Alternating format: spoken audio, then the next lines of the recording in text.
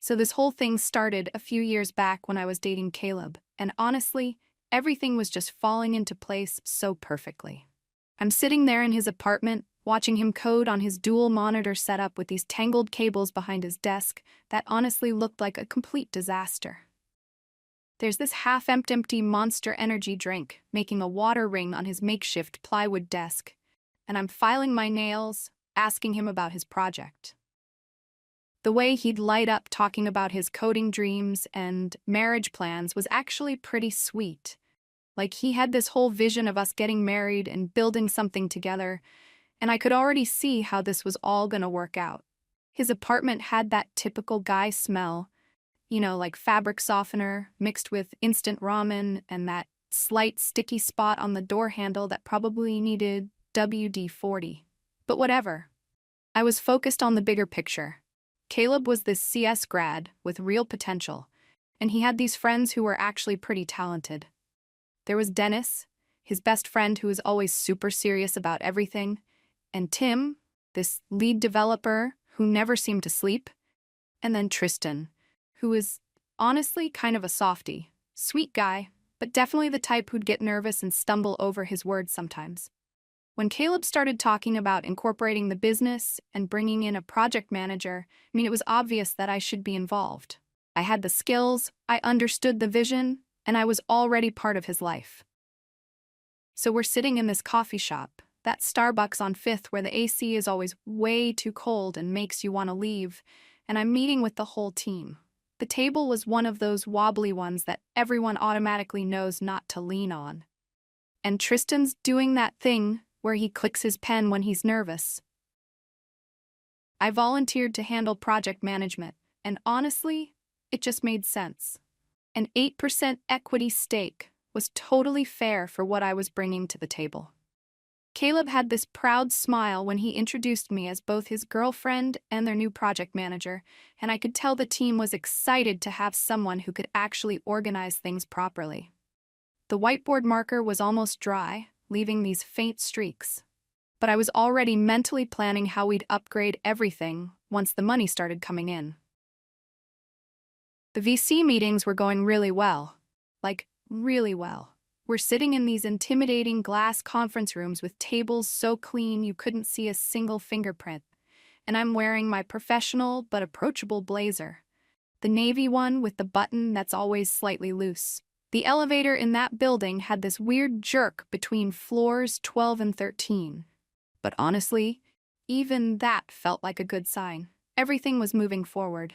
I remember calculating my potential windfall from that 8% stake.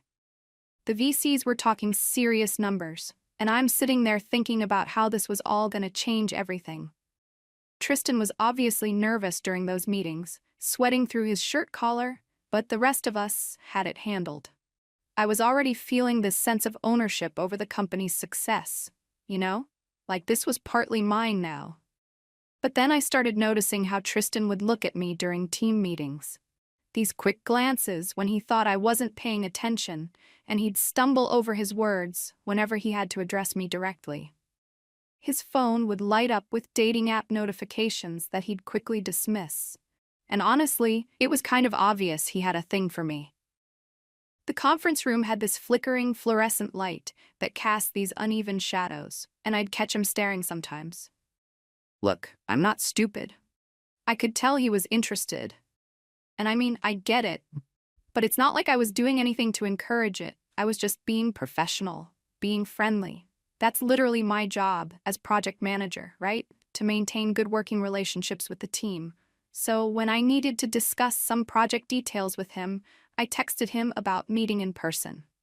That's just good management, some things you can't handle over email or whatever. His apartment smelled like that same instant ramen and fabric softener combo. And he's got this gaming chair with the armrest all worn down where his elbow always rests. I brought some wine because that's what you do when you're being courteous and professional. It was this mid-range bottle, nice enough to seem thoughtful but not so expensive that it would seem weird. His hands were shaking a little when he opened the bottle, and we're sitting there talking about project timelines and deliverables. Netflix was playing in the background, and honestly, It was just a normal business meeting.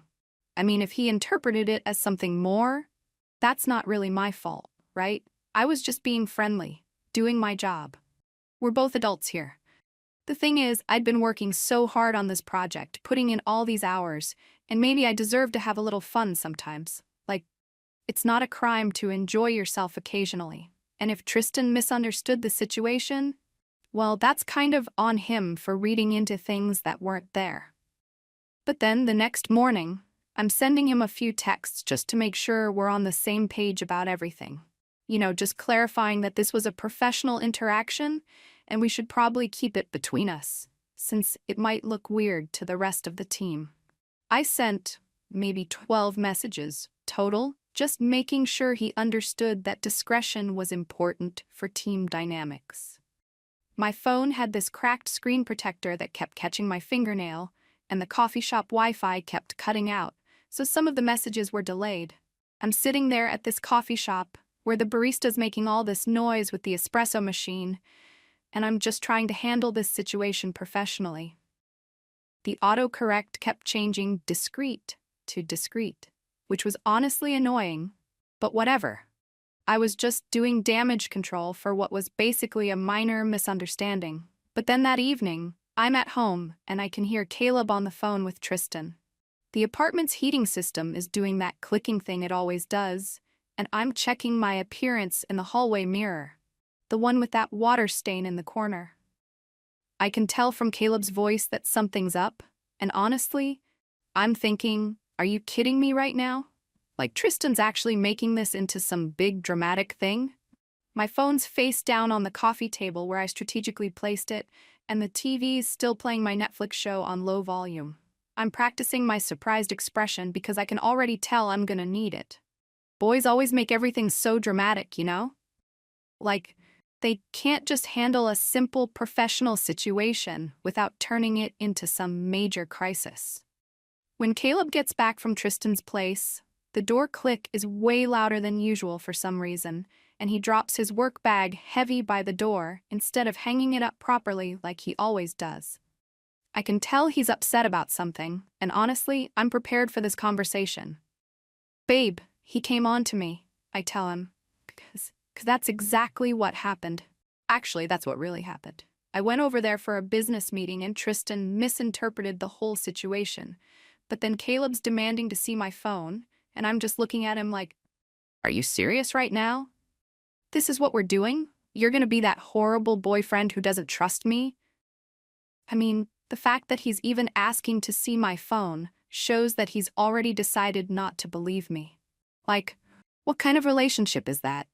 I'm telling him the truth about what happened, and instead of supporting me, he's acting like I'm the one who did something wrong. The refrigerator's ice maker chooses that exact moment to dump ice with this loud crash, and I'm just standing there with my arms crossed, phone still in my hand, looking at this person I thought I knew. You know what's really messed up? I tell him. The fact that you're believing Tristan over me. Your own girlfriend. Like, what does that say about us? Because honestly, that's the real issue here. We're supposed to be a team, and instead, he's taking some other guy's word over mine. And when he keeps pushing about the phone thing, I'm like, what's next? Are you gonna start going through my emails too? My social media? Like, where does this end? This is exactly the kind of controlling behavior that ruins relationships. I'm not showing him my phone because it's the principle of the thing. You don't get to demand to see someone's private conversations just because you're feeling insecure. But he's not letting it go. And honestly, I'm starting to realize that Tristan probably told him some completely twisted version of what happened. Like, who knows what kind of lies he's spreading? So I tell Caleb the truth about what really went down. Tristan didn't just come on to me. He was actually pretty aggressive about it. Like, I went over there for a professional meeting and he made it into something it wasn't supposed to be. The way Caleb's face changes when I explain what Tristan actually did, it goes from angry to disgusted to just cold. And honestly, good, he should be disgusted. I mean, I trusted Tristan as a business partner and a friend, and he totally violated that trust. The fact that he's now trying to flip the script and make me look like the bad guy is just sick. My voice stays perfectly steady while I'm explaining all this, because I'm telling the truth. Caleb should be angry at Tristan, not at me. I'm the victim here. But instead of apologizing for not believing me initially, he's still acting like I'm the one who needs to prove something. The next day, we have this team conference call to discuss the whole situation, and honestly, everyone's being so dramatic about it. The audio's doing that thing where there's delays and people are talking over each other, and Dennis is using this obviously cold tone with me. Someone's got their keyboard unmuted and it's clicking in the background, and Tim keeps his camera off, which he never does. I'm trying to explain to everyone what actually happened, but it's like they've all already made up their minds. Like, they're talking about removing me from the company over what was basically Tristan's misunderstanding of a professional meeting. And I'm sitting there thinking, are you people serious right now? We're gonna let one person's drama ruin everything we've built together? But apparently that's exactly what's happening. After the call, Caleb tells me to pack my stuff, that we're through. And I'm looking at him like, you're really gonna throw away our entire relationship over this? Our marriage plans, our future together, everything? Because Tristan couldn't handle a professional interaction like an adult?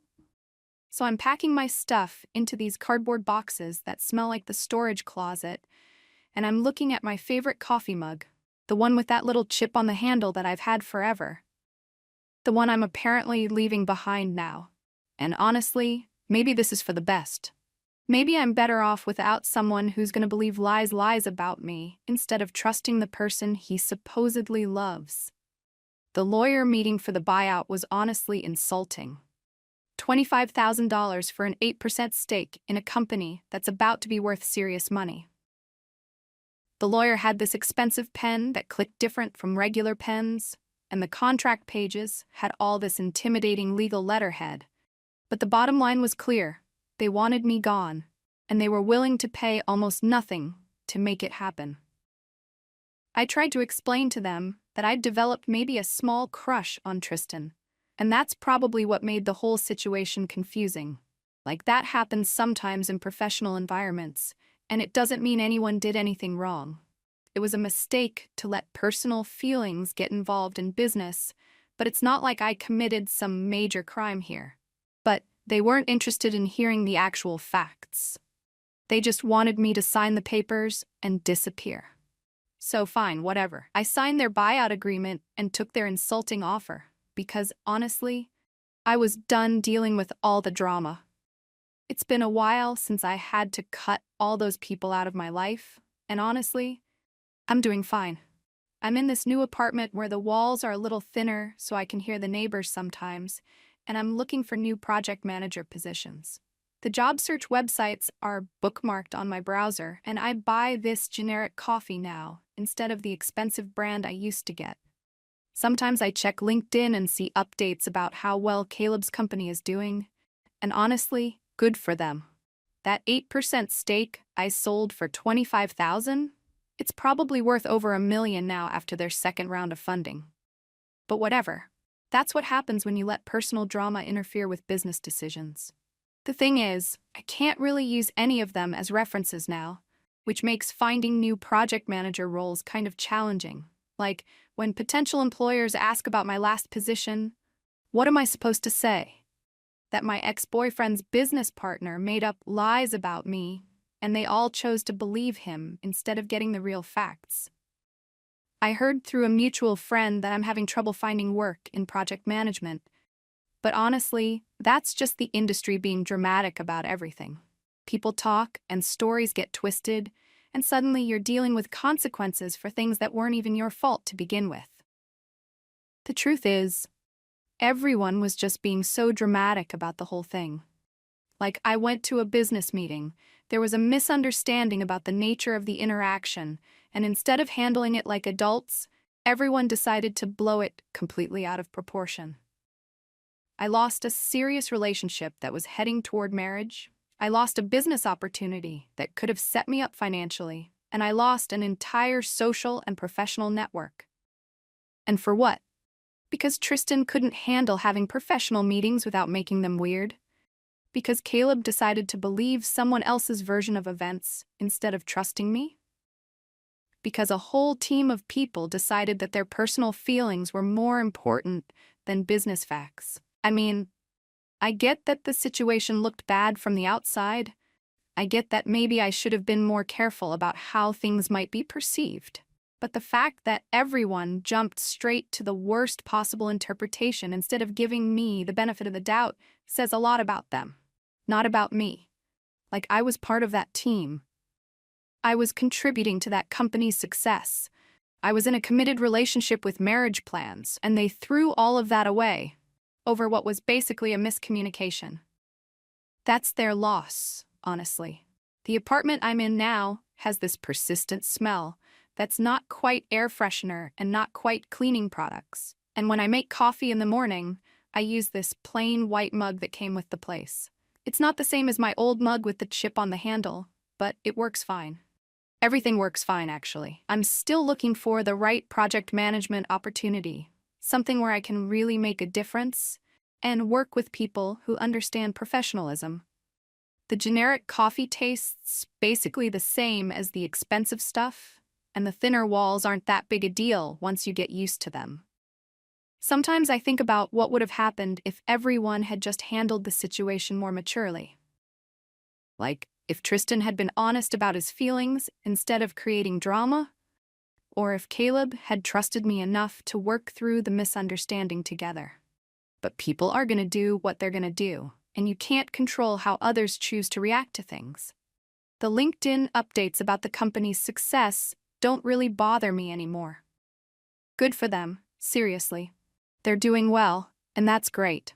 It would have been nice to be part of that success, obviously. But life doesn't always work out the way you plan. Sometimes you have to deal with other people's inability to handle complex situations like adults. What really gets me is how everyone acted like I was supposed to just accept their version of events without question.